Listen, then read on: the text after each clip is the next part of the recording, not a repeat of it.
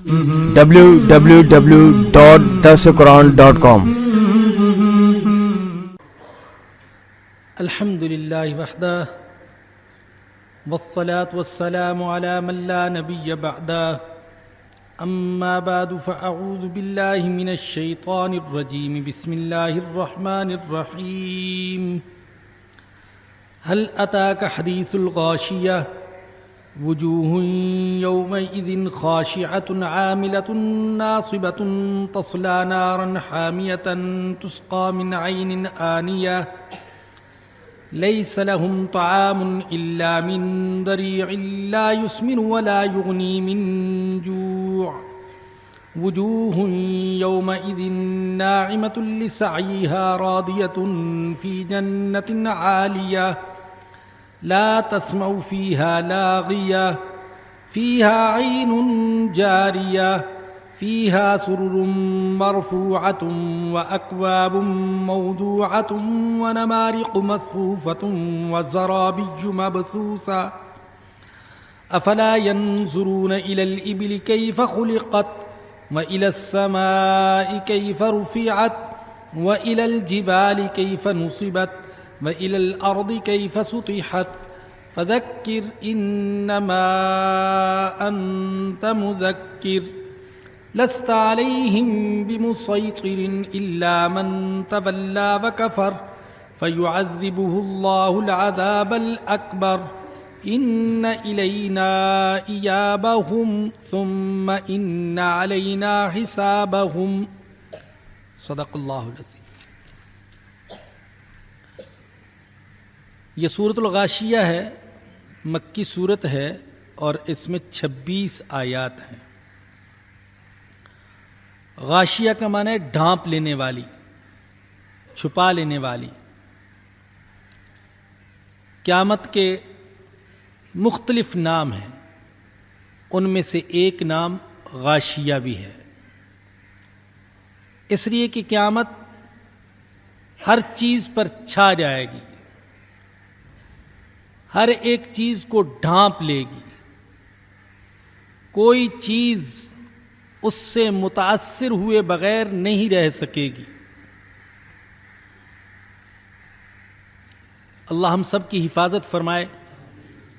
آپ نے اخبار میں دیکھا ایران کے ایک شہر میں زلزلہ آیا، محدود سا زلزلہ ہے، چھوٹا سا زلزلہ ہے، ایک شہر تک محدود زلزلہ ہے، لیکن اس کے اثرات سے پورے شہر میں کوئی چیز بھی متاثر ہوئے بغیر نہیں رہ سکی ہے۔ زیادہ تر مکانات گر گئے، کھنڈرات میں تبدیل ہو گئے، زمین کھا گئی بڑی بڑی عمارتوں کو۔ یہ تو ایک چھوٹے سے زلزلے کا حال ہے، قیامت کا زلزلہ تو بہت بڑا ہوگا، جس کو اللہ نے بھی بہت بڑا قرار دیا ہے۔ فرمایا کہ ان زلزلۃ الساعۃ شیء عظیم، قیامت کا زلزلہ بہت بڑی چیز ہے۔ تو قیامت سے کوئی چیز متاثر ہوئے بغیر نہیں رہ سکے گی، اس لیے اس کا نام غاشیہ بھی ہے۔ فرمایا کہ اس دن لوگ دو قسموں میں اور دو گروہوں میں اور دو جماعتوں میں تقسیم ہو جائیں گے۔ پہلا گروہ وجوہ یومئذ خاشعہ، بہت سے چہرے اس دن ذلیل ہوں گے۔ وجوہ وجہن کی جمع ہے، وجہ عربی زبان میں چہرے کو کہتے ہیں، اور عربی زبان کا ایک اصول یہ بھی ہے کہ بعض اوقات ایک عضو بول کر پورا جسم مراد لیا جاتا ہے۔ تو بہت سے چہرے اس دن ذلیل ہوں گے، یعنی بہت سارے انسان اس دن ذلیل ہوں گے۔ اللہ پاک ہمیں ان میں سے نہ بنائے۔ عاملۃ ناصبہ، بڑی محنت کرنے والے اور تھکے ہوئے ہوں گے۔ تصلا نارا حامیہ، دہکتی ہوئی آگ میں داخل ہوں گے۔ تسقا من عین آنیہ، کھولتے ہوئے چشمے سے ان کو پلایا جائے گا۔ یہ بڑی محنت کرنے والے اور تھکے ہوئے چہرے اور تھکے ہوئے لوگ، یہ کون ہوں گے؟ ان کو تھکاوٹ کہاں سے لاحق ہوگی اور محنت کہاں کرنی پڑے گی؟ بعض حضرات تو اس کا مطلب یہ بیان کرتے ہیں کہ قیامت کے دن ان کی زندگی بڑی مشقت والی زندگی ہوگی، اور یقینی بات ہے کہ اللہ پاک نے جس کو جہنم میں داخل کر دیا اس کی زندگی تو بڑی ہی مشقت والی زندگی ہے۔ وہاں کی آگ، وہاں کی سزائیں، وہاں کا کھولتا ہوا پانی، وہاں کے کوڑے، وہاں کی زنجیریں، وہاں کے پہاڑ، وہاں کی برف اور وہاں کے کرخت مزاج فرشتے، ہر ایک سزا ایک سے بڑھ کر ہے۔ تو قیامت کے دن تو ان کو واقعی محنت اور مشقت کا سامنا کرنا پڑے گا، لیکن بعض حضرات کہتے ہیں کہ اس سے مراد یہ ہے کہ دنیا میں ان لوگوں نے بڑی محنت کی ہوگی، بڑی ریاضت کی ہوگی، بڑے چلے کاٹے ہوں گے، اپنے آپ کو بڑا مشقت میں ڈالا ہوگا، بظاہر عبادت کی ہوگی، دنیا کو ترک کر دیا ہوگا، پہاڑوں کی غاروں میں بسیرا کیا ہوگا، جنگلات میں راتیں اور دن گزارے ہوں گے، بیوی بچوں سے الگ رہے ہوں گے، روکھی سوکھی کھائی ہوگی، مرغن غذاؤں سے پرہیز کیا ہوگا، اچھا لباس بھی نہیں پہنا ہوگا، دنیا میں کوئی نعمت انہوں نے استعمال نہیں کی، اپنے آپ کو تھکا دیا، بڑی محنت کی، بڑی عبادت کی، بڑی ریاضت کی، بڑے چلے کاٹے، لیکن چونکہ عقیدہ صحیح نہیں تھا، چونکہ اخلاص نہیں تھا، چونکہ ایمان نہیں تھا، چونکہ حضور اکرم صلی اللہ علیہ وسلم کی سنت کی اتباع پیش نظر نہیں تھی، اس لیے ان کی ساری عبادت، ساری محنت اور ساری ریاضت وہ ضائع چلی گئی۔ محنت بھی کی لیکن کام نہیں آئی، پیسہ خرچ کیا، بہت خرچ کیا، کروڑوں خرچ کر دیا، لیکن دکھاوے کے لیے خرچ کیا، اللہ کی رضا کے لیے خرچ نہیں کیا، یا خرچ کیا مگر دل میں ایمان ہی نہیں تھا، سنت کی اتباع ہی نہیں تھی، عقیدہ ہی صحیح نہیں تھا، تو اللہ کے ہاں قبول نہیں ہوگا، ضائع چلا جائے گا۔ یہاں یہ میں عرض کر دوں، آج کل بعض حضرات خصوصاً ہمارے صحافی بھائی، قلمکار، وہ اس کا بڑا مذاق اڑاتے ہیں کہ یہ مولوی حضرات کہتے ہیں کافروں کی ساری محنت ضائع جائے گی، ان کے ہسپتال، ان کے رفاہی ادارے اور ان کی خدمت خلق کے منصوبے یہ ضائع چلے جائیں گے چونکہ ان کے پاس ایمان نہیں ہے۔ تو بات یہ ہے کہ یہ آپ مولوی کا مذاق نہیں اڑا رہے، یہ قرآن کا مذاق اڑا رہے ہیں، یہ حدیث کا مذاق اڑا رہے ہیں۔ ارے یہ تو قرآن نے جگہ جگہ کہا ہے کہ کسی بھی عمل کی قبولیت کی شرط ہے ایمان۔ فرمایا کہ وَمَنْ أَرَادَ الْآخِرَةَ وَسَعَى لَهَا سَعْيَهَا وَهُوَ مُؤْمِنٌ فَأُولَئِكَ كَانَ سَعْيُهُمْ مَشْكُورًا، جو آخرت کو پیش نظر رکھتا ہے اور آخرت کی کامیابی کے لیے کوشش بھی کرتا ہے، تو اللہ کہتے ہیں کہ اس کی کوشش کی قدر کی جائے گی، لیکن شرط یہ ہے وَهُوَ مُؤْمِنٌ، وہ مومن ہو۔ دوسری جگہ فرمایا من عمل صالحا من ذکر او انثى وهو مؤمن فلنحيينه حیاتا طیبہ، جس نے نیک عمل کیا، خواہ وہ مرد ہو یا کہ وہ عورت ہو، لیکن شرط یہ ہے کہ وہ مومن ہو، تو ہم اس کو پاکیزہ زندگی عطا کریں گے۔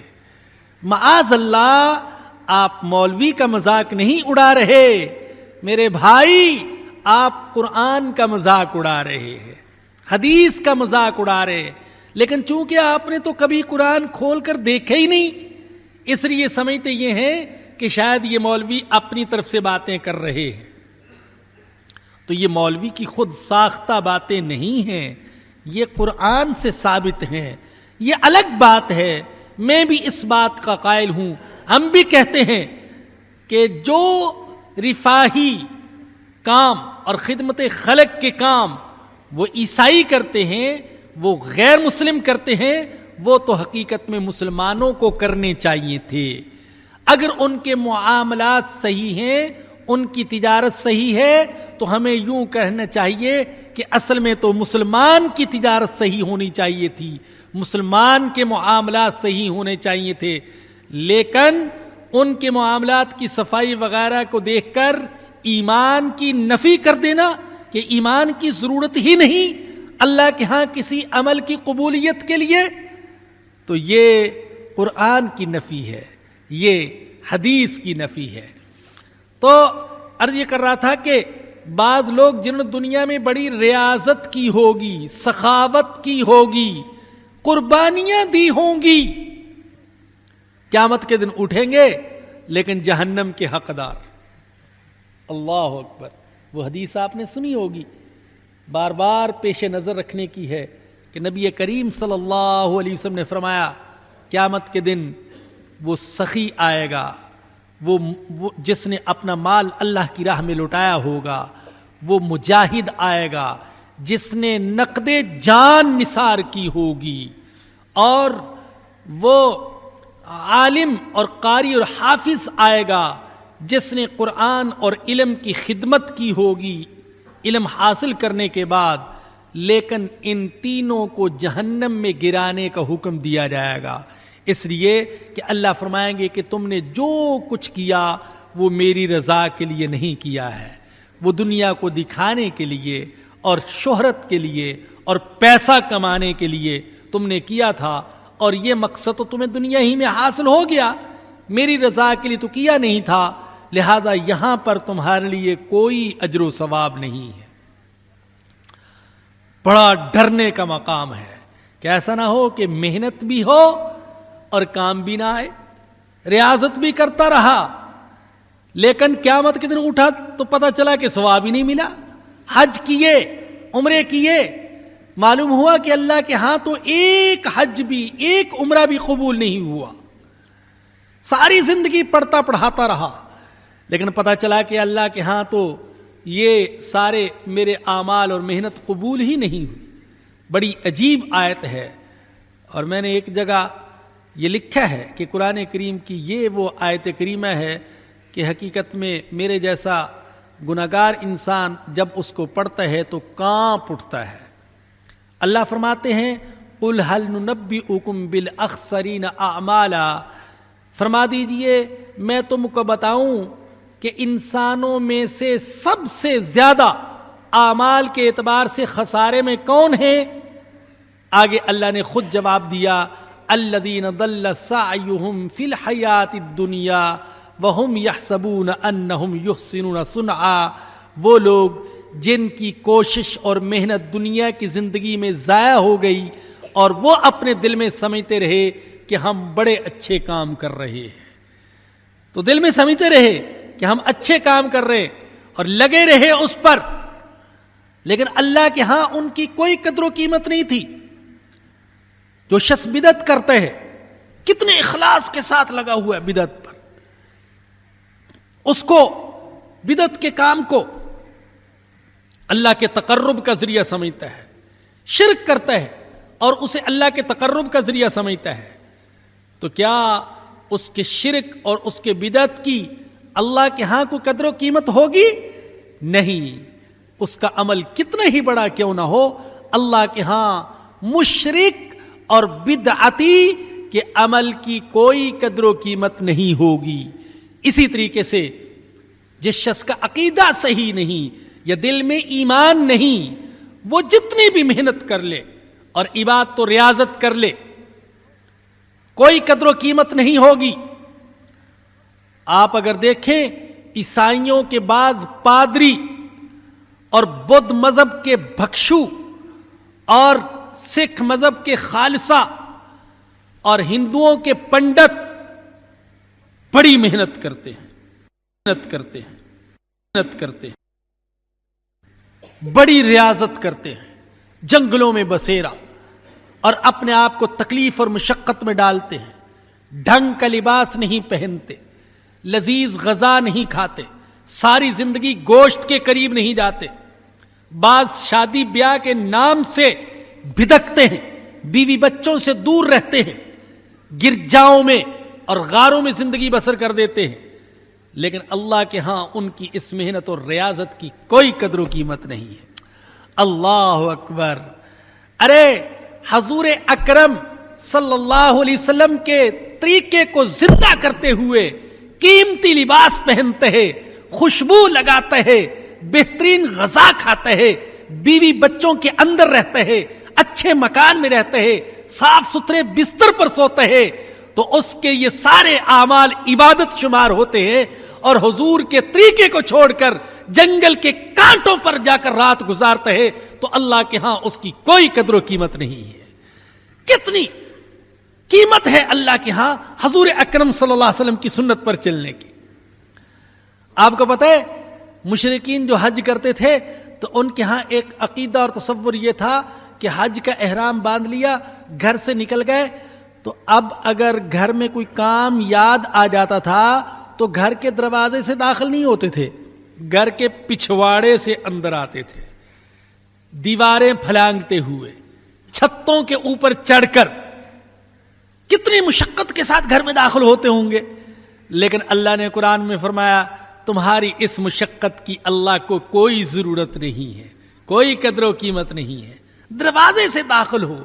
وہ مشقت اٹھاتے ہیں اور چھتیں پھلانگتا ہوا آتے ہیں، تو اللہ کے ہاں اس کی اس مشقت کی کوئی قیمت نہیں، اور دوسرا حضور کی سنت سمجھ کر آرام اور راحت اور سکون کے ساتھ دروازے سے داخل ہوتے ہیں، تو اللہ پاک کے ہاں اس کی قدر و قیمت ہے۔ آپ دودھ پیتے ہیں لیکن حضور کی سنت سمجھ کر پیتے ہیں، اللہ کی نعمت سمجھ کر پیتے ہیں، تو اس کا بھی ثواب ملے گا۔ اور اگر آپ زہر پیتے ہیں اور یہ سمجھ کر کہ اپنے آپ کو جتنا مشقت میں ڈالوں گا اتنا ہی اللہ کا محبوب بنوں گا، تو آپ اللہ کی نظر میں مبغوض اور لعنتی بن جاتے ہیں۔ جو شخص خودکشی کرتا ہے کتنا اپنے آپ کو تکلیف میں ڈالتا ہے، لیکن خودکشی کرنے کی وجہ سے وہ حرام موت مرتا ہے، لعنتی موت مرتا ہے۔ تو صرف مشقت اٹھانا نہیں ہے، صرف اپنے آپ کو مصیبت میں ڈالنا نہیں ہے، بلکہ حضور اکرم صلی اللہ علیہ وسلم کی سنت کی اتباع ضروری ہے، دل میں اخلاص کا ہونا ضروری ہے، عقیدے کا صحیح ہونا ضروری ہے، اور ایمان ہونا شرط ہے، تب اللہ کے ہاں عمل قبول ہوگا۔ وجوہ یومئذ خاشعہ، بہت سے چہرے اس دن ذلیل ہوں گے، عاملۃ ناصبہ، بڑی محنت کرنے والے اور تھکے ہوئے۔ اس آیت کے تحت بعض تفاسیر میں، جیسا کہ تفسیر ابن کثیر میں ایک واقعہ لکھا ہے کہ حضرت عمر فاروق رضی اللہ تعالی عنہ شام کے سفر میں ایک گرجے کے قریب سے گزرے تو گرجے کا پادری باہر آیا۔ حضرت عمر رضی اللہ عنہ نے اس کو دیکھا، چہرہ مرجھایا ہوا، ہڈیاں نکلی ہوئی، جسم انتہائی لاغر، تو حضرت عمر رضی اللہ عنہ اس کو دیکھ کر رونے لگے۔ پوچھا حاضرین حضرت کیوں رو رہے ہیں؟ فرمایا کہ مجھے اس بدنصیب پر رونا آ رہا ہے، اتنی مشقت میں اپنے آپ کو مبتلا کیے ہوئے ہے، لیکن قیامت کے دن اس کو جہنم کی آگ میں جلنا پڑے گا۔ اس مشقت کی اللہ کے ہاں کوئی قدر و قیمت نہیں ہے۔ میں نے شاید پہلے بھی یہ سنایا، میں نے خود ایک دفعہ دیکھا، ویسے تو بے شمار مثالیں ہیں جاہلوں میں، خصوصاً ہمارے دیہاتیوں میں اس طرح کی، کہ میں نے دیکھا ریل گاڑی کے سفر کے دوران تو ایک بچہ میرے قریب بیٹھا ہوا، 12 سال کی عمر، اتنے لمبے لمبے بال اس کے، اور بال میل کچیل کی وجہ سے آپس میں جڑ چکے تھے، جوئیں اوپر رینگتی ہوئی نظر آ رہی تھی، اور ہاتھوں میں کڑے اور کانوں میں بالیاں، پتہ نہیں عجیب سا اس کو بنا رکھا تھا۔ پوچھا بھی کہاں اس کو لے جا رہے ہیں؟ کہنے لگے فلاں دربار پر سلام کروانے جا رہے ہیں۔ بھئی یہ اس کی حالت کیوں بنا رکھی ہے؟ ہم نے نظر مانی تھی کہ اے پیر صاحب اگر ہمیں آپ بیٹا دیں گے تو ہم اس کے بال نہیں کٹوائیں گے اور بالوں کو دھوئیں گے نہیں، صاف نہیں کریں گے۔ چنانچہ جب سے یہ پیدا ہوا ہے نہ ہم نے اس کے بال کٹوائے ہیں نہ آج تک بالوں کو دھویا ہے۔ بتلائیے اتنی مشقت کوئی اٹھا سکتا ہے؟ کوئی بھی نظافت پسند انسان، صفائی پسند انسان کہ پیدا ہونے سے لے کر اب تک 12 سال کی عمر تک، اور نہ معلوم اس عذاب میں وہ بدبخت والدین اس بچے کو کب تک مبتلا رکھیں گے یا رکھا ہوگا کہ بال میل کچیل کی وجہ سے جڑ چکے اور وہ دھوتے نہیں کہ ہم نے نظر مانی ہوئی ہے۔ تو اللہ کے ہاں اس مشقت کی کوئی قدر و قیمت نہیں۔ حدیث میں آتا ہے حضور اکرم صلی اللہ علیہ وسلم نے دیکھا ایک صاحب اپنے 2 بیٹوں کے کندھوں پر ہاتھ رکھے ہوئے لڑکھڑاتے ہوئے جا رہے۔ پوچھا یہ کون ہے بھائی؟ عرض کیا اللہ کے نبی یہ حج کے لیے تشریف لے جا رہے ہیں اور انہوں نے نظر مانی تھی کہ میں پیدل جاؤں گا، اب بوڑھے ہو گئے چل نہیں سکتے تو بیٹوں کے سہارے پر جا رہے۔ حضور اکرم صلی اللہ علیہ وسلم نے فرمایا کہ بڑے میاں سواری پر سوار ہو جاؤ، اللہ کو تمہارے پیدل چلنے کی کوئی ضرورت نہیں ہے، اس طرح اپنے آپ کو مشقت میں ڈالنے کی کوئی ضرورت نہیں ہے۔ تو حضور کی سنت کے مطابق اگر اپنے آپ کو مشقت میں ڈالتا ہے ضرورت کے مطابق تو بڑی بات ہے، لیکن جہاں ضرورت نہیں ہے تو وہاں اپنے آپ کو اگر مشقت میں ڈالے تو اللہ پاک کے ہاں اس کی کوئی قدر و قیمت نہیں ہے۔ عاملۃ ناصبہ، بڑی محنت کرنے والے، تھکے ہوئے، تصلا نارا حامیہ، دہکتی ہوئی آگ میں داخل ہوں گے، تسقا من عین آنیہ، کھولتے ہوئے چشموں سے ان کو پلایا جائے گا۔ آج بھی بہت سے عیسائی راہب اور بہت سی عیسائی راہبات اپنے آپ کو بڑی مشقت میں ڈالتی ہیں، بڑی محنت کرتی ہیں، وہ کام کرتی ہیں جو ہم نہیں کر سکتے، جزامیوں کی خدمت، بیماروں کی خدمت، اور عیسائیت کی تبلیغ کے لیے دنیا کے دور دراز ملکوں اور علاقوں میں جاتے ہیں۔ افریقہ کے بعض طالب علموں نے مجھے بتلایا کہ ایسے علاقے، دشوار گزار علاقے جہاں ہم نہیں جاتے اور مسلمان نہیں جاتے، وہاں عیسائی راہب اور راہبات عیسائیت کی تبلیغ کے لیے جاتی ہیں، اپنے آپ کو مشقت میں ڈال رہے ہیں، لیکن اللہ کے ہاں ان کے اس مشقت میں ڈالنے کی کوئی قدر و قیمت نہیں ہے۔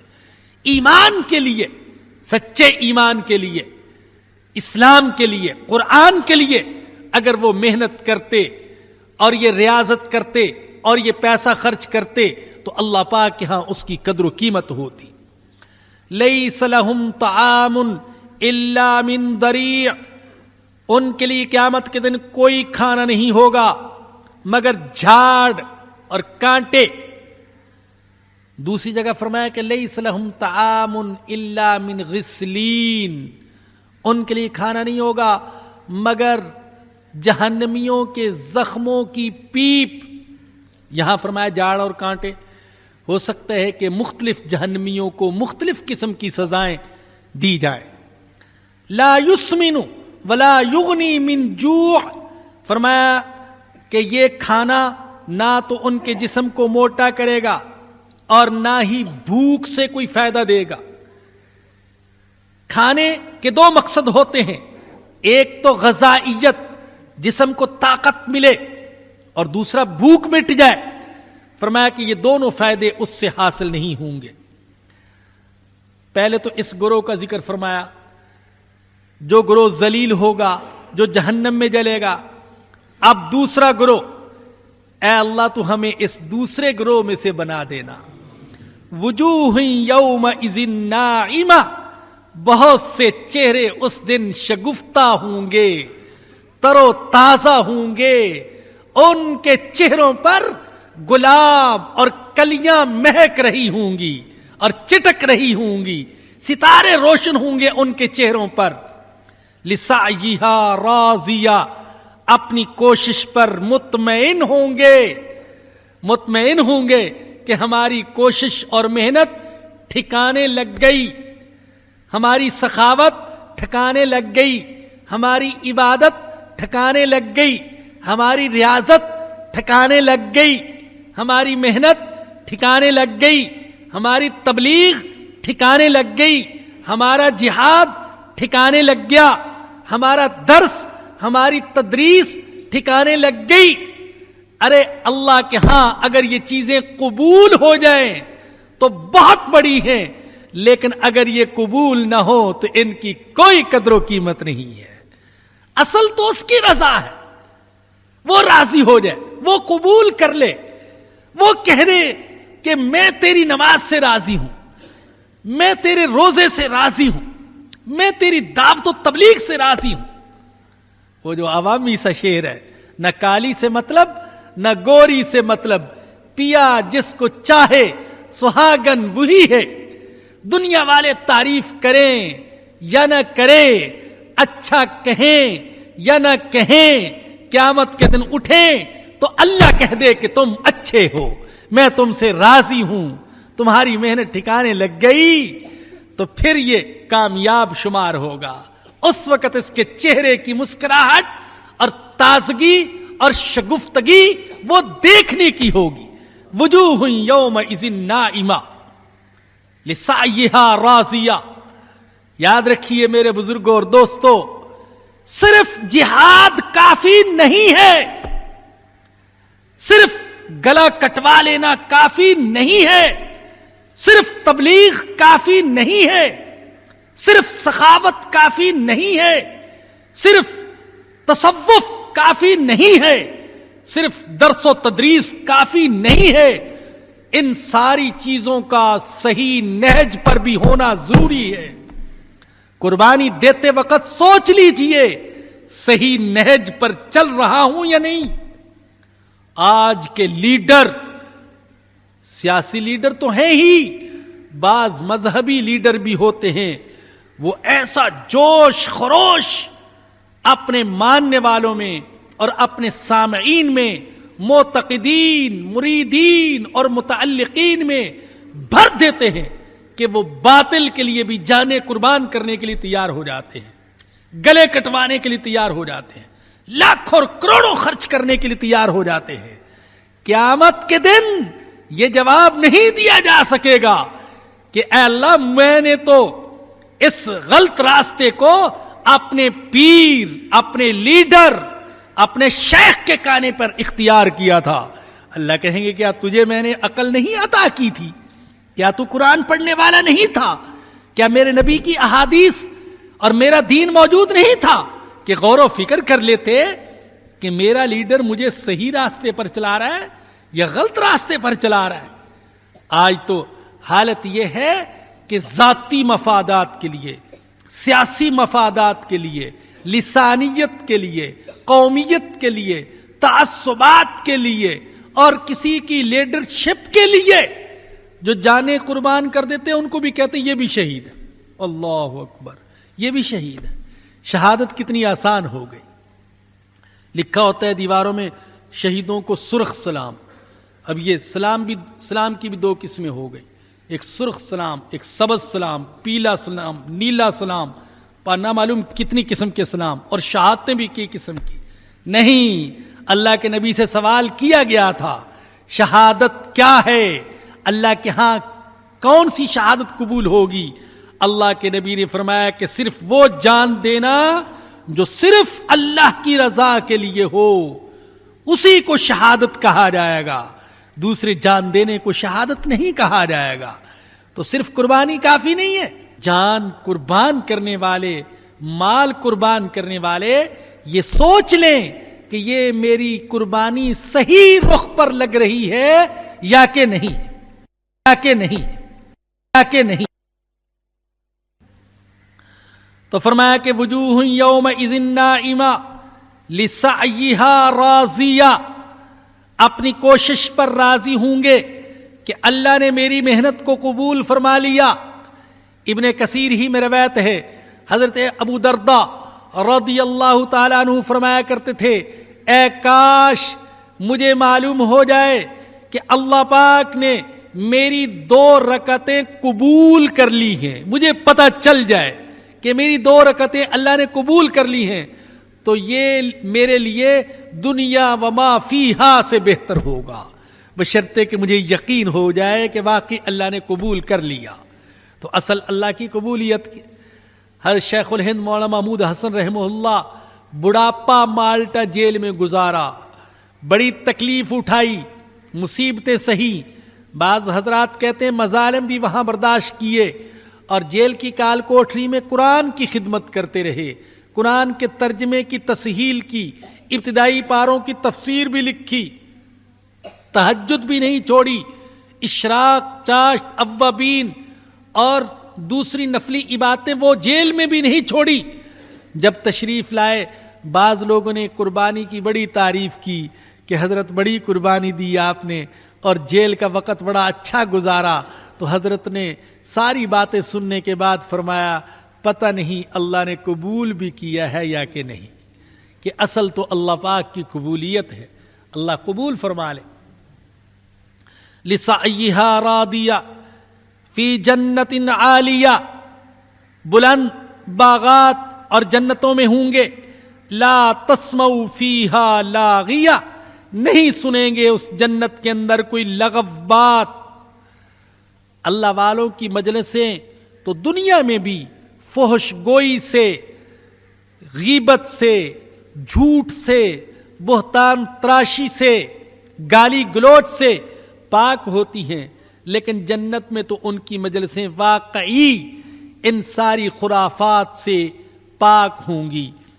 اور بعض احادیث میں آتا ہے کہ ان کی زبانوں پر تسبیح ایسے جاری ہوگی جیسے کہ سانس نکلتی ہے، گویا کہ تسبیح اللہ کی یہ ان کی سانس ہوگی۔ مسلم کی حدیث میں ہے، حضور اکرم صلی اللہ علیہ وسلم نے فرمایا یلہمون التسبیح کما تلہمون النفس، ان کو ایسے تسبیح کی توفیق دی جائے گی جیسے تمہیں سانس لینے کی توفیق دی جاتی ہے۔ فیہا عین جاریہ، اس میں چشمے ہوں گے بہنے والے، فیہا سرر مرفوعہ، اس میں تخت ہوں گے اونچے بچھے ہوئے۔ کتنے اونچے؟ بعض احادیث میں آیا کہ اتنی بلندی ہوگی جتنی بلندی زمین اور آسمان کے درمیان ہے۔ بعض وہ لوگ جن کو جنت کی، جہنم کی یا مولوی کی زبان سے نکلی ہوئی ہر بات کا مذاق اڑانے میں مزہ آتا ہے، وہ تو جب ایسی نعمتوں کا ذکر سنتے ہیں تو ان کا بھی مذاق اڑاتے ہیں۔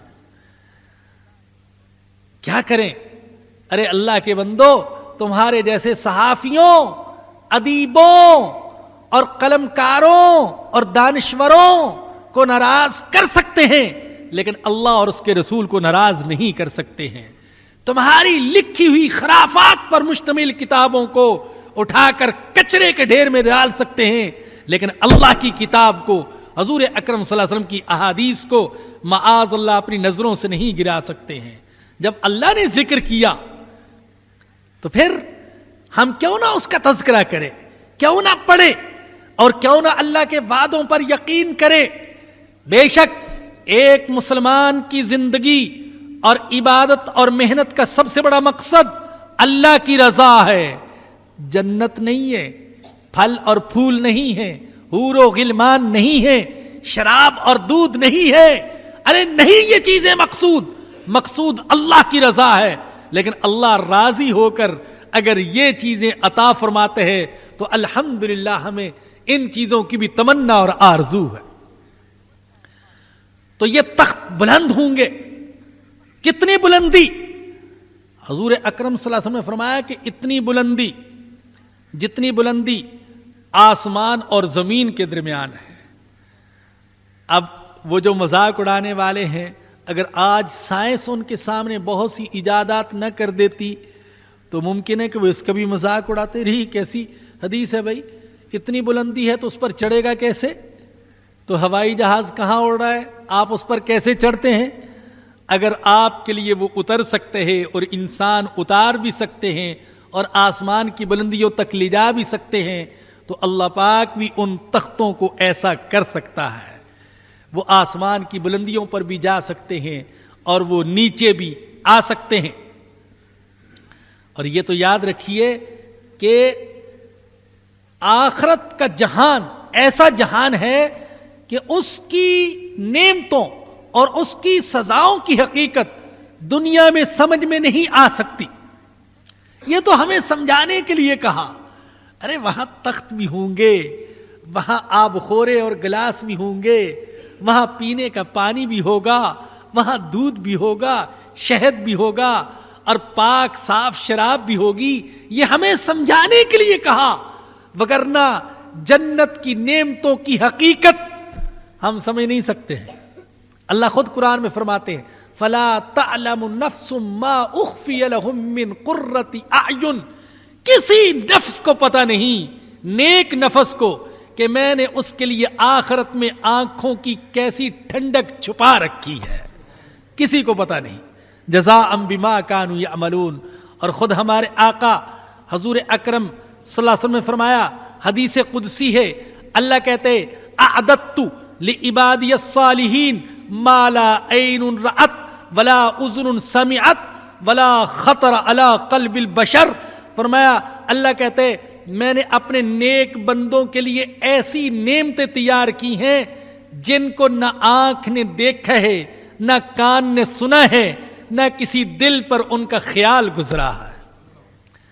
یہ تو ایسے جیسے ہم اندھے ہیں اور ہمیں سمجھانے کے لیے کہا جا رہا ہے کہ ایسا ہوگا ویسا ہوگا، ہمیں سمجھانے کے لیے. وہ ہم نے ایک لطیفے کے طور پر بات سنی، ٹیڑھی کھیر کا لفظ آپ نے سنا ہوگا. ٹیڑھی کھیر کہتے ہیں یہ بڑی ٹیڑھی کھیر ہے. تو یہ ٹیڑھی کھیر کا محاورہ کیسے نکلا؟ کہتے ہیں کہ نابینا حافظ صاحب کو کسی نے بتایا کہ کھیر بڑی مزیدار ہوتی ہے. کہ کھیر کیسے ہوتی ہے؟ ان کا جیسے بگلا ہوتا ہے. ان کا بگلا کیسا ہوتا ہے؟ ان کا بھی بگلا ایسا ہوتا ہے، اس کی وہ پوری نقل کر کے بتلایا. ایسی اس کی گردن ٹیڑھی سی ہوتی ہے، ہاتھ کے ذریعے سے حافظ صاحب نے اس کے ٹیڑھے ہاتھ پر وہ اپنا ہاتھ پھیرا تو پھر کہنے لگے کہ بھی کھیر تو بڑی ٹیڑھی ہوتی ہے. تو ہمیں سمجھانے کے لیے ہے، اللہ نے کہا یوں ہوگا، وگرنہ اس کی حقیقت تو ہماری سمجھ میں نہیں آ سکتی. حضرت عبداللہ بن عباس رضی اللہ عنہما فرماتے ہیں کہ جنت میں جو نعمتیں ہوں گی دنیا میں ان کے صرف نام ہم جانتے ہیں، ان کی حقیقت ہم نہیں جانتے ہیں کہ ان کی حقیقت کیا ہوگی. فیہا سرر مرفوعہ واکواب موضوعہ، اور آب خورے قرینے سے رکھے ہوئے، ونوارق مصفوفہ، اور غالیچے ترتیب سے بچھے ہوئے لگے ہوئے، وزرابی مبثوثہ، اور تکیے ہر طرف پڑے ہوئے. یہاں تک تو دو گروہوں کا ذکر کیا، اور ان دو گروہوں کا، جنت والوں اور جہنم والوں کا تذکرہ کرنے کے بعد اللہ کی قدرت اور وحدانیت کے دلائل بیان کیے جا رہے ہیں. فرمایا کہ افلا ينظرون الى الابل کیف خلقت، کیا یہ اونٹ کی طرف نگاہ نہیں کرتے کہ کیسے اس کو پیدا کیا گیا. اللہ اکبر. کہیں ایسا نہ ہو کہ ہمارے ماڈرن صحافی اور دانشور قرآن میں اونٹ کا تذکرہ بھی سن کر بدک اٹھے کہ ارے بھائی قرآن میں تو کمپیوٹر کا ذکر ہونا چاہیے تھا، ٹی وی کا ذکر ہونا چاہیے تھا، وی سی آر کا ذکر ہونا چاہیے تھا، یہ اونٹ کا تذکرہ کیا آ گیا؟ ارے قرآن کریم یہ صرف آج کے دانشوروں کے لیے نازل نہیں ہوا، یہ 1400 سال پہلے کے بدووں کے لیے بھی نازل ہوا ہے. قرآن شہری کے لیے بھی ہے اور دیہاتی کے لیے بھی ہے. اس میں عالم کے لیے بھی ہدایت کا سامان ہے اور جاہل کے لیے بھی ہدایت کا سامان ہے. ایک عرب کا بدو اور دیہاتی جو کہ سادہ صحرائی زندگی گزارنے والا صحرا میں رہتا ہے تو اس کا دن رات واسطہ جو پیش آتا تھا اسے, تو وہ اونٹ سے واسطہ پیش آتا تھا. اونٹ عرب کے بدوؤں کے لیے سب سے زیادہ نفع بخش جانور, اور اونٹ ان کی زندگی میں کتنا داخل تھا یہ ایک لطیفے سے آپ بات سمجھیں گے. ایک لطیفہ ہی سمجھ لیجئے اور سن لیجئے. کہتے ہیں کسی عرب بدو سے پوچھا کسی نے, ارے بھئی کھاتے کیا ہو؟ اس نے کہا اونٹ. پیتے کیا ہو؟ اونٹ. پہنتے کیا ہو؟ اونٹ. جلاتے کیا ہو؟ اونٹ. رہتے کس میں ہو؟ اونٹ میں. سوار کس پر ہوتے ہو؟ اس نے کہا اونٹ پر. اس نے کہا یہ عجیب پہیلی ہے, ہر چیز کا جواب اونٹ. تو اس نے کہا سنو, اونٹ کو کاٹ کر اس کا گوشت کھاتے ہیں, اس کا دودھ پیتے ہیں, اس کی اون سے کپڑے بنتے ہیں وہ پہنتے ہیں, اس کے چمڑے سے خیمہ بناتے ہیں اس میں رہتے ہیں, اس کی مینگنیوں کو جلاتے ہیں اور اونٹ پر سفر کرتے. تو تم نے بھی دیکھا ہوگا ہم کو. تو اونٹ اس طریقے سے عربوں کی زندگی میں داخل تھا. اللہ نے فرمایا کہ کیا یہ اونٹ کی طرف نہیں دیکھتے, اس کو کیسے پیدا کیا گیا, لمبا قد ہے, عجیب سی شکل ہے, لمبی گردن. بعض حضرات اسی لیے کہتے ہیں ارے اونٹ رے اونٹ تیری کون سی کیل سیدھی, ہر کیل ہی عجیب ہے.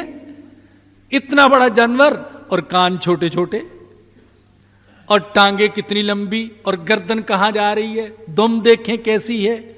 تو عجیب الخلقت جانور کیسے پیدا کیا گیا, مضبوط اور طاقتور لیکن متواضع اور وفادار, ایسا کہ ایک بچہ 100 اونٹوں کی قطار کو ہنکائے ہوئے لے جا رہا ہے, مہار سے پکڑا ہے اور پوری کی پوری قطار اس کے پیچھے چل رہی ہے, ایک بھی اونٹ قطار سے ادھر ادھر نہیں ہوتا.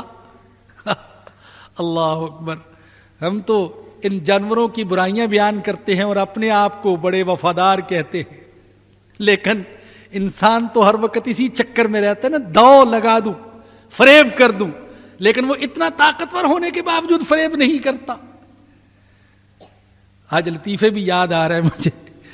تو وہ ایک صاحب کہتے ہیں کہ انہوں نے کولو کا بیل, کولو پر وہ گھوم رہا تھا تو اس کے گلے میں گھنٹی باندھی ہوئی تھی. تو ایک منطقی انسان باہر آ کر کھڑا ہو گیا, تو تیلی سے پوچھا کہ بھائی یہ اس کے گلے میں گھنٹی کیوں ہے؟ اس نے کہا اس لیے کہ جب تک یہ چلتا رہتا ہے تو گھنٹی سے مجھے پتہ چلتا رہتا ہے, تو اگر کھڑا ہو جائے تو مجھے پتہ چل جاتا, رک گیا میں آ کے ڈنڈا رسید کرتا ہوں پھر چل پڑتا ہے. تو اس نے کہا کہ اگر یہ کھڑا کھڑا ہی گردن ہلانا شروع کر دے تو پھر کیا ہوگا؟ اس نے کہا بھاگ جا, کہیں میرے بیل کا دماغ نہ خراب کر دینا بھائی. تو یہ انسان تو ایسی چکر بازیاں سوچتا ہے, لیکن حیوان کو اللہ پاک نے ایسا بنا دیا. اسی لیے تو اللہ کہتے ہیں کہ میں نے ان کو مسخر کیا ہے, میں نے ان کو تمہارے تابع کر دیا. ایک بچہ پورے 100 اونٹوں کی قطار کو کھینچ کر لے جا رہا ہے, متواضع اور وفادار اتنا, اور صابر اتنا کہ 10 دن تک اگر پانی نہ ملے تو برداشت کر جاتا ہے, پیاس برداشت کر جاتا ہے. اور سادگی اتنی کہ ہر طرح کی جھاڑیاں کھا لیتا ہے, کانٹے دار جھاڑیاں ہوں, کڑوی ہوں, میٹھی ہوں, جیسی بھی ہوں کھا جاتا ہے. بہت سے جانور ہوتے ہیں آپ نے دیکھا کہ مخصوص قسم کی جھاڑیاں یا مخصوص قسم کا چارہ کھاتے ہیں, ہر طرح کی چیزیں نہیں کھاتے, لیکن اونٹ ہر طرح کی جھاڑیاں کھا جاتا ہے. اور اس کے ساتھ ساتھ محنتی اتنا کہ کئی 100 میل کا سفر طے کر جاتا ہے. اور عرب لوگ تو اس کو تیز چلانے کے لیے ہدی پڑا کرتے تھے. ہدی ان کے ہاں ایک خاص انداز سے, خاص لے سے اور خاص راگ اور طرز سے ماہر قسم کے لوگ ہوتے تھے, تو ہدی پڑھتے تھے. تو کہتے ہیں کہ جب ہدی پڑھی جاتی تھی تو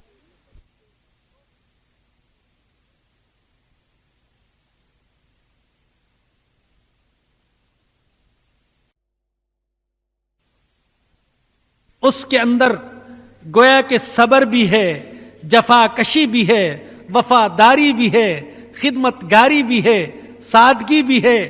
افلا ينظرون الى الابل كيف خلقت، کیا اونٹ کی طرف نہیں دیکھتے کیسے پیدا کیا گیا؟ وَإِلَى السَّمَاءِ كَيْفَ رُفِعَتْ، آسمان کی طرف نہیں دیکھتے کیسے اس کو اونچا کیا گیا، کیسا مضبوط، کیسا بلند، کیسا وسیع و عریض خیمہ، کہ اس سے زیادہ وسیع و عریض خیمہ دنیا میں آج تک نہیں بنایا جا سکا. اس کی وسعت کا اندازہ اس بات سے لگائیے اس آسمان کے اندر کیا کچھ ہے. بعض کتابوں میں دیکھا کہ سب سے زیادہ دنیا میں جس چیز کی رفتار تیز ہے وہ روشنی ہے. تو سورج کی روشنی آسمان سے زمین تک تقریباً 8.25 منٹ میں پہنچتی ہے، جبکہ روشنی کی جو رفتار ہے وہ 286,000 میل فی سیکنڈ ہے. فی سیکنڈ، ایک سیکنڈ میں روشنی جو فاصلہ طے کرتی ہے تو 286,000 میل. تو آپ اندازہ کیجئے کہ سورج کی روشنی 8.25 منٹ میں پہنچتی ہے تو کتنا وہ فاصلہ ہوگا سورج اور زمین کے درمیان. لیکن سورج کے علاوہ آسمان کے اندر کئی ستارے ایسے ہیں کہ جن کی روشنی زمین تک پہنچنے کے لیے لاکھوں سال درکار ہے. اللہ اکبر. اور بعض کتابوں میں دیکھا کہ بعض ستارے ایسے ہیں کہ جب سے اللہ نے آسمان کو پیدا کیا ہے ان کی روشنی کا سفر شروع ہوا. زمین اور یہ کائنات لاکھوں سال بوڑھی ہو چکی لیکن ان ستاروں کی روشنی اب تک زمین تک نہیں پہنچ سکی ہے. یہ کائنات اتنی وسیع ہے. ابھی تو انسان نے چاند پر قدم رکھے اور بڑکے مارنے لگ گیا میں ایسا ہوں میں ویسا ہوں. اللہ پاک کی کائنات تو بڑی وسیع ہے.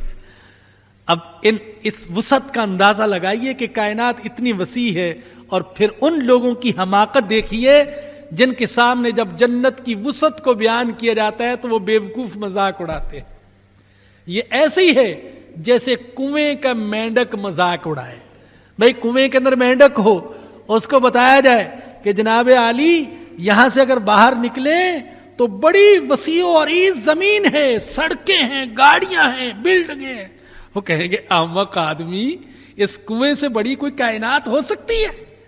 تو کنویں کے مینڈک ہیں ایسے لوگ جو اس دنیا میں رہتے ہوئے اس دنیا کا مذاق اڑاتے ہیں.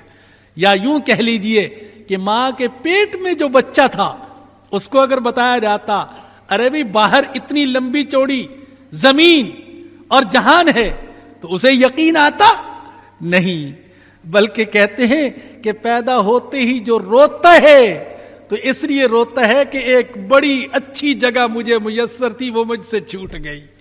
اس کو پتہ نہیں کہ اللہ پاک نے اس کو اس سے بھی اچھی جگہ عطا فرما دی ہے.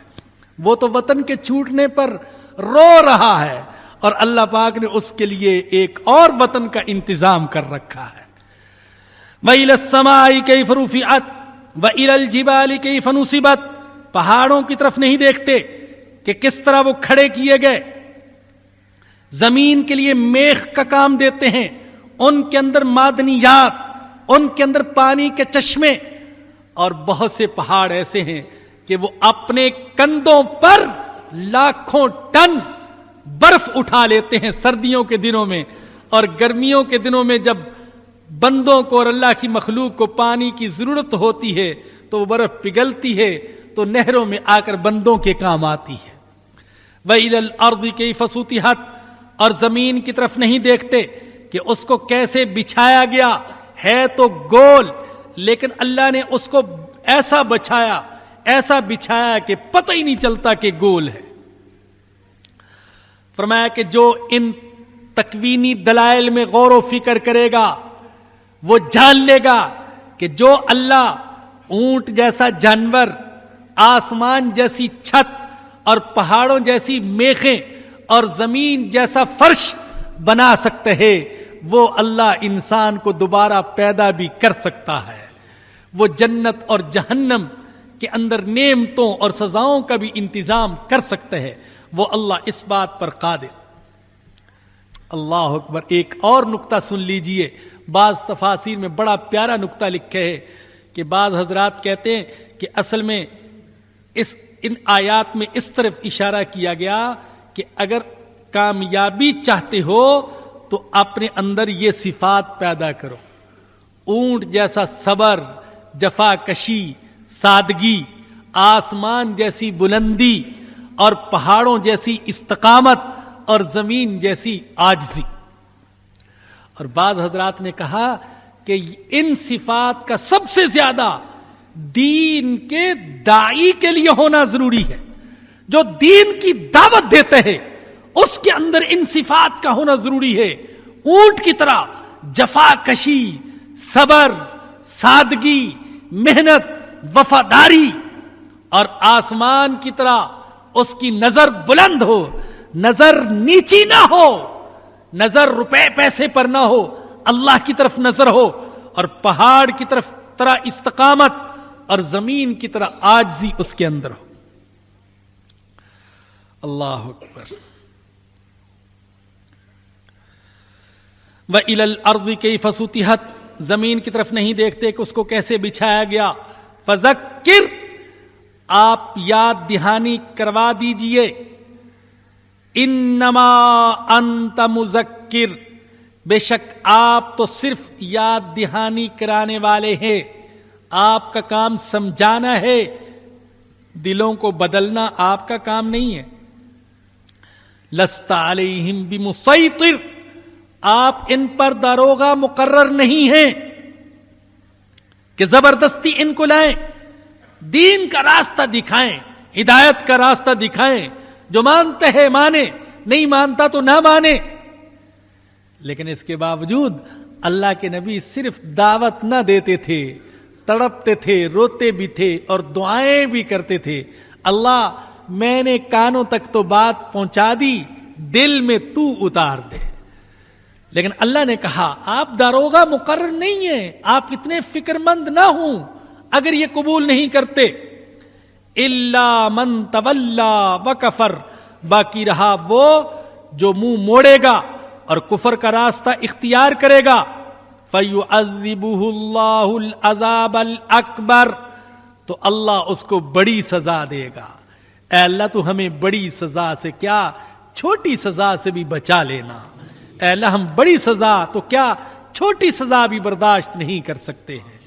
ان الینا ایابہم، بے شک ہماری طرف ان کی واپسی ہوگی۔ ثم ان علینا حسابہم، پھر بے شک ہمارے ذمے ہے ان سے حساب لینا۔ احادیث میں آتا ہے کہ حضور اکرم صلی اللہ علیہ وسلم جب یہ آیت کریمہ پڑھتے تو آپ دعا کیا کرتے تھے۔ یہ تو آپ کو بتا چکا ہوں کہ حضور قرآن پڑھتے ہوئے دعائیں فرمایا کرتے تھے۔ جہنم کی آیات پڑھتے تو دعا مانگتے، اے اللہ تو جہنم کے عذاب سے بچا لینا۔ جنت کی آیات پڑھتے تو دعا فرماتے، اے اللہ تو جنت میں داخل فرما دینا۔ اللہ اکبر۔ حضور سمجھ کر قرآن پڑھتے تھے۔ میرے بزرگوں اور دوستوں، سمجھ کر قرآن پڑھنا چاہیے۔ سمجھ کر پڑھیں گے تو دل میں اترے گا اور پھر اللہ سے مانگنے کی توفیق بھی ملے گی۔ تو حضور جب یہ آیت پڑھتے، اس میں چونکہ اللہ نے فرمایا ثم ان علینا حسابہم، ہمارے ذمے ان کا حساب لینا، تو حضور دعا کیا کرتے تھے اللہم حاسبنی حسابا یسیرا۔ چھوٹی سی مختصر دعا ہے، یاد کر لیجئے، اللہم حاسبنی حسابا یسیرا، اے اللہ مجھ سے آسان سا حساب لینا۔ آسان سا حساب لینا۔ آسان سا حساب کیا ہے؟ ارے بھائی یہ کہاں ہے؟ اللہ اکبر۔ میں تو اپنے بارے میں کہوں گا، کہاں ہے اسلم کا رجسٹر؟ یہ ہے، یا اللہ اللہ دے، اچھا ٹھیک ہے ایک طرف رکھ دو، بس ٹھیک ہے، جاؤ بھائی مولوی صاحب لوگ تم پر رحم کرتے تھے، میں بھی تم پر رحم کرتا ہوں، جاؤ جنت میں جاؤ بھائی جاؤ. یہ آسان سا حساب. ہاں ایک حدیث میں فرمایا کہ جس سے مناقشہ کیا گیا، من نوقشا فقد ہلاکا. آئے اللہ، جس سے مناقشہ کیا گیا، یہ کیوں کیا تھا، کہاں کیا تھا، کیسے کیا تھا، کیسے کمایا تھا، کیسے خرچ کیا تھا، کہاں تک روکے رکھا تھا، زندگی کہاں خرچ کی تھی، اتنے سال کہاں گوائے اور جوانی کہاں لگائی. جس سے یوں مناقشہ کیا گیا وہ تو پھنس گیا، وہ نہیں نکل سکتا، اس لیے کہ انسان جواب نہیں دے سکتا. لیکن جس کا اللہ نے آسان حساب لیا تو وہ نجات پا گیا. اے اللہ تو ہم سے آسان حساب لینا. وآخر دعوانا ان الحمد للہ رب العالمین. ایک بھائی جو ہیں وہ عرض کر رہے ہیں کہ میں بینک میں ملازم ہوں اور میرے لیے وہ دعا کریں کہ اللہ پاک حلال روزی کا انتظام کرے. دل سے دعا کرتے ہیں، دل سے دعا کرتے ہیں کہ اللہ پاک آپ کے لیے حلال ملازمت کا انتظام فرما دے. فرماتے ہیں کہ اگر کوئی رکعت چھوٹ جائے اور امام کی نماز ختم کرنے کے بعد چھوٹی ہوئی رکعت پڑھنا ہو تو کب اٹھے؟ امام کے پہلے سلام کے بعد یا دوسرے سلام کے بعد؟ اچھا، تو ایک تو بھائی سوال جو بھی لکھیں صاف لکھا کریں، ایسا نہ ہو کہ لکھے موسیٰ پڑھے خدا. لوگوں نے یہ بنا لیا، لیکن اس سے مراد ہے موسیٰ علیہ السلام نہیں ہے. ان کا خط تو بہت اچھا ہوگا، کوئی ہمارے جیسا موسیٰ ہوگا جس کے بارے میں لوگوں نے کہا کہ لکھے موسیٰ پڑھے خدا. تو بھائی دوسرے سلام کے بعد اٹھنا چاہیے، اس لیے کہ ہو سکتا ہے کہ پہلا سلام جو ہے وہ سجدہ صاحب کا ہو. اس لیے ذرا انتظار فرما لیں، جب امام صاحب دوسرا سلام پھیریں تو اس کے بعد آپ اٹھ جائیں. فرماتے ہیں کہ مرنے کے بعد قبر کے عذاب کے متعلق قرآن کی روشنی میں جواب دیں. کچھ لوگ قبر کے عذاب کو نہیں مانتے ہیں، اس لیے کہ قرآن میں اس کا کہیں ذکر نہیں ہے. قرآن میں تو اس کا ذکر ہے بھائی، قرآن میں اس کا ذکر ہے. النار یعرضون علیہا غدوا وعشیا. قوم فرعون کا ذکر کرتے ہوئے اللہ نے فرمایا کہ ان کے سامنے صبح شام آگ پیش کی جا رہی ہے. یہ فرمایا، آگے فرمایا کہ وَيَوْمَ تَقُومُ السَّاعَةُ ادخلوا آل فرعون اشد العذاب. جب قیامت قائم ہوگی تو ان سے کہا جائے گا کہ اب اس عذاب میں داخل ہو جاؤ. معلوم ہوا کہ اس آیت میں اللہ نے دو الگ الگ عذابوں کا ذکر کیا ہے. ایک قیامت قائم ہونے کے بعد کا عذاب ہے اور ایک قیامت قائم ہونے سے پہلے کا عذاب ہے، اور وہ قبر کا عذاب ہے. تو بھائی دیکھو، ان بحثوں میں زیادہ ویسے پڑھنا تو نہیں چاہیے، مریں گے تو پتہ چل جائے گا قبر کا عذاب ہے یا نہیں ہے. لیکن دنیا میں تو اللہ کے بندو ہمیں ذرا کوئی ڈرا دے تو 100% میں سے 1% بھی امکان ہو تو ہم اس پر یقین کر لیتے ہیں کہ واقعی بڑے خطرے والی بات ہے، بھی بچنا چاہیے، بیمار نہ ہو جائیں، ہلاک ہو جائیں. اور آخرت کے بارے میں ہمیں 50%، 60%، 90% بھی دلائل مل جائیں اور 10% کوئی شک ڈال دے تو ہم 10% پر اعتماد کر کے بیٹھ جاتے ہیں اور 90% قرآن اور حدیث کو ایک طرف رکھ دیتے ہیں. تو یہ اس کا نتیجہ ہے کہ ہماری نظر میں آخرت کی کوئی قدر و قیمت نہیں ہے. اللہ پاک ہمیں آخرت کے لیے فکر کرنے والا بنائے. الحمد للہ رب العالمین والصلاة والسلام علی سید الانبیاء والمرسلین. ربنا ظلمنا انفسنا وان لم تغفر لنا وترحمنا لنکونن من الخاسرین. اے اللہ اپنے فضل و کرم سے ہمارے صغیرہ کبیرہ گناہوں کو معاف فرما دے. یا اللہ ہم بہت گناہگار ہیں، یا اللہ اقراری مجرم ہیں، اعتراف کرتے ہیں، شرمندگی سے اعتراف کرتے ہیں. اے اللہ غلطی ہو گئی، بھول ہو گئی. اے اللہ تو غلطی اور بھول کو معاف کرنے والا ہے. اے اللہ تو معاف فرما دے. اے اللہ ہم گندے ہیں، تو ہم کو پاک کر دے، اندر سے بھی گندے، باہر سے بھی گندے. یا اللہ ہم کو پاک فرما دے، اپنے فضل و کرم سے پاک فرما دے. اے اللہ تیرے سوا ہمیں کوئی پاک نہیں کر سکتا. اے اللہ تو ہمیں تقوی عطا فرما دے. یا اللہ ہمیں پاک فرما دے.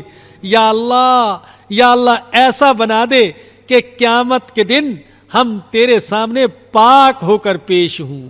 اے اللہ تو ناپاکوں کو پسند نہیں کرتا، یا اللہ تو پاکوں کو پسند کرتے ہیں. یا اللہ تو ہمیں پاک فرما دے تاکہ ہم پاک ہو کر تیرے سامنے پیش ہوں.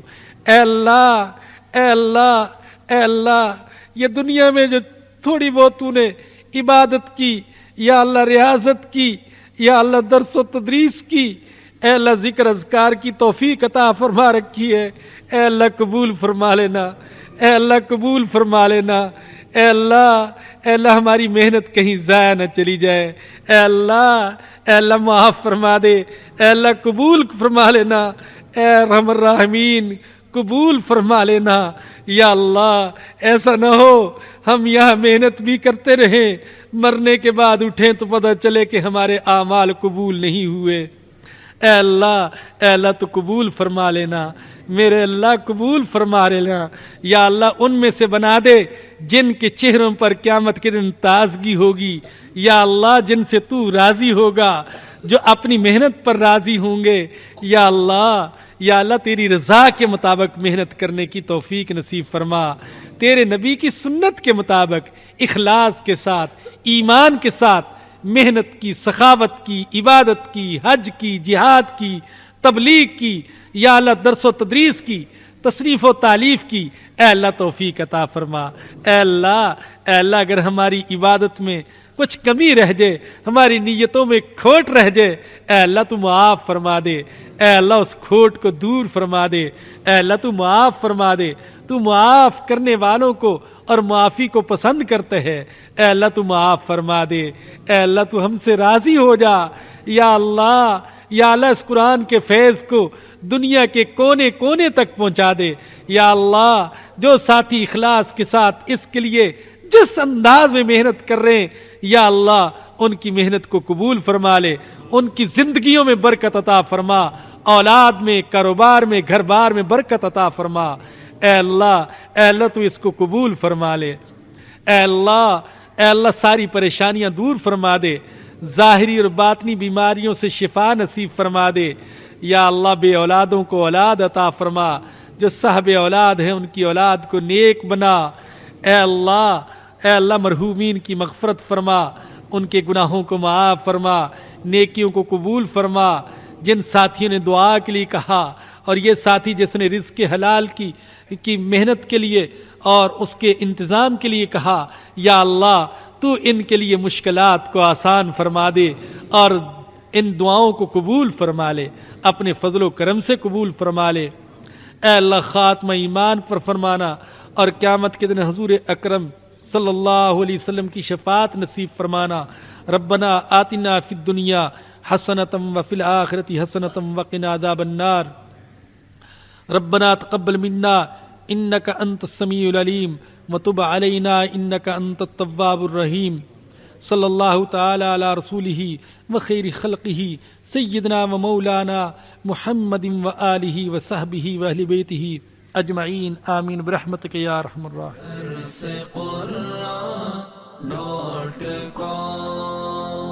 www.darsequran.com